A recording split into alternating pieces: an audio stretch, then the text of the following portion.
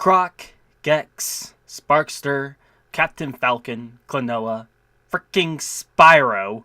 Out of all the characters that deserve an update, why Bubsy?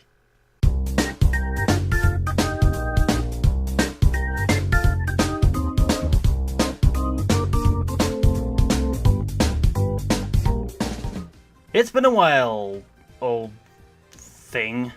One of the games I definitely remembered as a kid was Bubsy 2 for the Super Nintendo.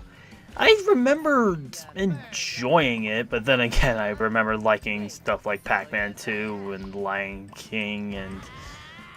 oh, man. But I'll talk about my feelings on the games another time. But I will say that the series itself has always been a guilty pleasure of mine. The world was just about to go out of balance, and I was right on the nose. For the trailer of the new Bubsy game came out 2 years later. I only saw the image at first because of a Skype group. I seriously thought it was a prank.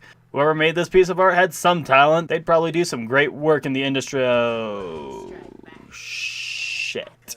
Bubsy was back, whether we wanted it or not. But from the trailer, I found it had a bit of promise. I can't really lie about that.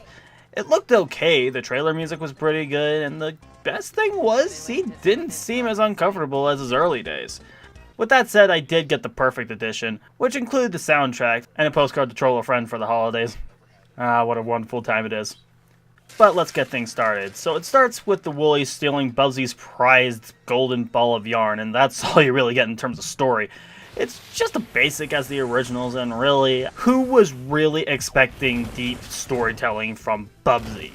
Keeping up with the positives, I will defend the graphics and sound to a degree. For what they're trying to accomplish, they work, though I'm not sure why they didn't animate some death animations for the Woolies. You can see them. Eyes open, still bodies on the ground, just lying there. Lifeless. And for some reason, Bubsy's face looks so creepy. He just looks like he killed an entire family like a deranged psychopath. Oh, actually, that makes a whole lot of sense now that I think about it. The music is probably the best thing about the game, and like I said, you can get the CD if you buy the Perfect Edition on the PS4, and at this point, it's cheaper than getting the game alone.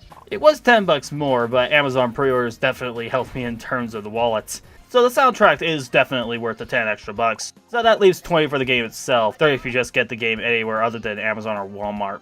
So is the game itself worth the price? Yes and no. First off, it's so easy to say that this is the best game in the series. Not that it's hard to do, mind you, but Bubsy is actually fun to control here. His speed is just right, especially compared to his other 2D games. He gains a double jump when he uses his glide this time, which is great for tight platforming. And the glide is a lot lighter, so breaking levels might be a little too easy. But the newest technique at his disposal is the new pounce move. It's just a new way of attacking, though it's not as accurate as I thought. I expected it to work like the homing attack, but it's just a lunge and it works just as well. Just jump on enemies if you really want to kill them, or just go past them. It's not like you're going to kill a certain amount of them just to proceed. Pouncing also breaks cracked walls so you can get secrets, usually a shirt to use as a shield, or a 1-up shirt if you already have one equipped. All of these would make the game a good time themselves, but there are 3 big problems that make it about as lukewarm as the rest of the Bubsy games. The biggest problem, Bubsy is now rocking his one-hit mechanic like he did in the first game. And while shirts are plenty, you are gonna die at least once in every single level. I even died in the tutorial just because of the tight space and abundance of enemies, which is a problem that complements the single hit. The next problem are the collectibles. Outside of shirts, there are 2 types of collectibles, keys and yarn balls. Yarn balls are only there just as a score booster, and the 5 keys in each level only unlock a vault that allows you to collect more yarn balls. Collecting just isn't fun or even worth the time. There are achievements in each level like get to the end of the level without dying or collecting every shirt. If you really want to do that. Nothing happens if you do it all as far as I know, so... settle. Okay, now you're not even trying. I guess that means he's consistent.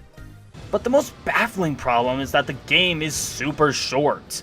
Barely over an hour long. Some may wonder why that's even a problem. The less Bubsy the better, right? The thing is, out of the 14 levels in the game, none of it were standing out.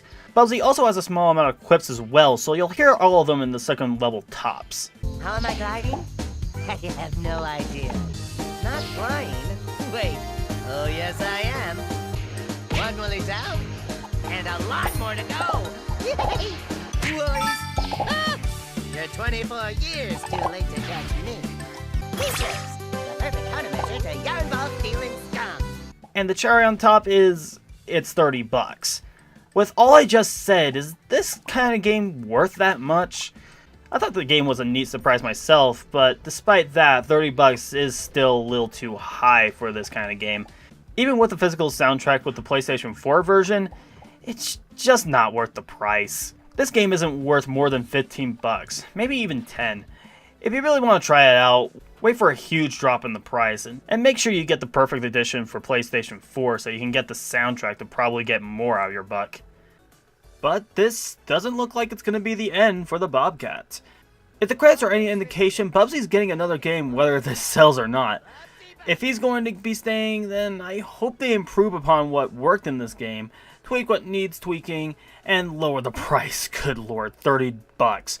Doesn't matter what it is, Bubsy will never be 30 bucks. That is just laughable.